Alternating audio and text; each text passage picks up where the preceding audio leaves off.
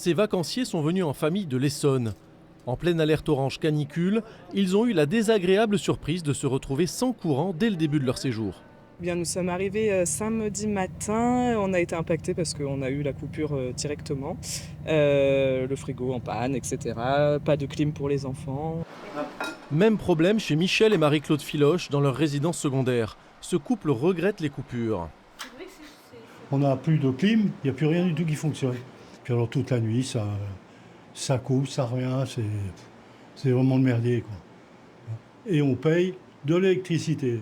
Les factures, elles sont là. Renaud Savoie habite lui Saint-Égulphe à l'année.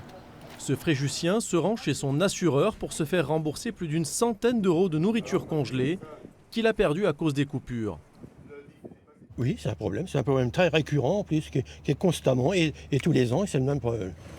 La faute de la canicule selon Enedis. L'entreprise chargée du réseau électrique a installé 2 groupes électrogènes pour dépanner le temps de la réparation. Les très fortes chaleurs cumulées sur plusieurs jours avec une température qui ne descend pas la nuit en dessous de 25 degrés ont fait monter la température dans les sols goudronnés de plusieurs dizaines de degrés jusqu'à 80, ce qui a mis en forte contrainte les réseaux souterrains, notamment en zone urbaine dense. La mairie de Fréjus évoque aussi d'autres raisons liées aux coupures dans la ville.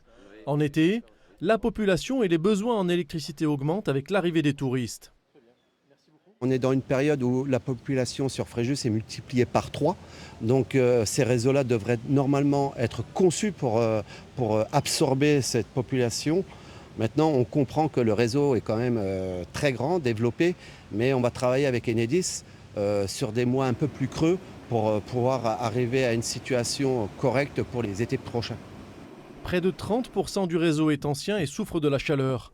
Avec l'augmentation des températures, les coupures électriques risquent de se multiplier dans les années à venir.